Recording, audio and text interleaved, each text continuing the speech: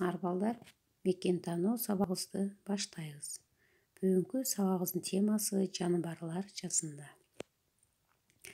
Сабактын максаты жаныбарлар жазында деген тема менен түшүнүк алышат.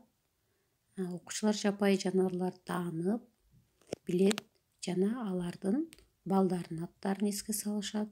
Жаныбарларды коргоого, аларга аяр мамиле жасоого тарбияланышат. Жазында көпчүлүк айбандардын балдары пайда болот. Тыйын чычкан 3-9 чейин кенеди кызыл эт балдары туулат. 1 айдан кийин алардын көздөрү ачылат. Дагы 1 айдан кийин алар уяларына чыгышып, өз алдынча жашашат. Балдар көрдүңөрбү? Балдар чыгып, өз алдынча тамак издеп таап башташкан сүрөттө. Тыйын чычкандар көбүнчө эмне жаңгактарды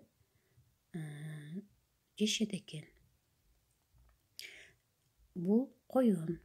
Коюн баласы бөжөк деп аталат. Коюн бөжөктөрдүн сүтүн эмизип тамактандырат. Кичинекей бөжөктөрдү чоочун коюн тапса, ал да алардын өзүнүкүндөй эле эмизет. Арыдан көп өтпөй бөжөктөр чөптөрдү, жалбырактарды өздөрү жей баштайт. Коюн эки түрдүү болот, балдар. Бакма коюндор жана жапайы коюндор. Аюу, суур, кашкулак. Аюу, суур, кашкулактар жазында чээнден чыгышат. Аюу кышында туулган 2-3 мамалагын ээрчитип чыгат. Кашкулак жазында ийинден чыгаары менен дароо ишке киришет экен. Биринчиден курсагын тойгозуп, экинчиден ийинин жаңылап чөп төшөйт же жаңы ийин казат. Андан кийин чөндөлүүлөр туулат. Алардын саны 3-5 чейин болот экен. Суур дагы кашкулакка окшогон жаныбар. Ал да аябай сезимтал болот экен. Ийинен чыгып дейт, эгер ага карата кандайдыр бир жаныбар же бир нерсени үн укса дейт, ал кайра ийинине кире качат экен. Демек, аюунун баласы мамалак, ал эми кашкулак менен суурдуку чөндөлөй деп аталат. Бул түлкү. Түлкү жаныбарлардын аябай куу жаныбар болот, балдар. Түлкү 4-6 чейин дейт, кээ бирде 12 бачеке тууйт экен. Түлкүнүн баласы бачеке деп аталат. Алардын энеси 1 же 2 ай бою сүт эмизип тамактандырат. Андан кийин майда жаныбарларды чиштеп алып келип берип турат. Бачекелердин кичинесинен тамак табууга үйрөтөт. Карышкыр. Карышкыр 3 же 4 бөлтүрүк тууп сүт эмизет. Алгачкы учурларда эркек дөбөт, эт таап, бөлтүрүктөрү менен энесин багат.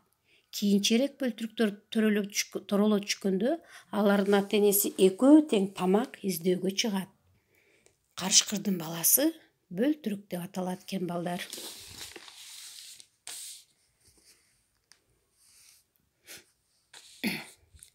Эми бакалар.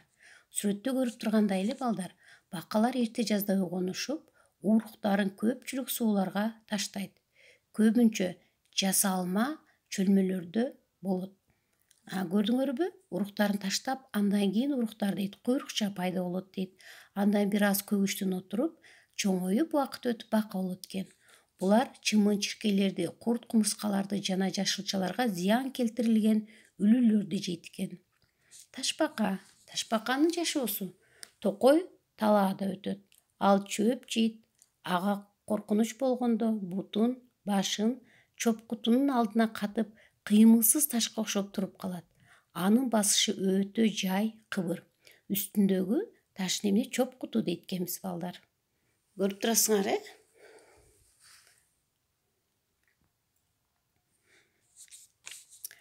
Эми, балдар, биз кирпи жөнүндө сөз кылабыз. Кирпи талаада, адырларда чөптүн тамырын, данын, сабагын жейт. Анан күндүз уктап, кеч киргенде чыгып, таң атканга чейин ар кандай курт-кумурскаларды издейт. Ал сүт да ичет. Ал корккондо дейт, инелери дейт тик болуп туруп калат. Ал аны жырткычтардан, кол салуучулардан коргойт. Жазында кирпи 5-6 утуйт экен. Кирпи жүргөн жерде жылан, чычкандар болбойт экен балдар. Көрдүңөрбү, кирпинин артында балдары ээрчип келатат. Демек кирпи өзүнүн ийнеси менен эмне өзүн сактайт экен көпчүлүк учурда.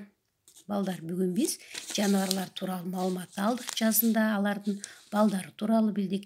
Эми үй тапшырма 68-69 бетти окуп, жогоруда айтылган жаныбарлардын ичинен өзүңөргө жакканын сүрөтүн тартып келесиңер.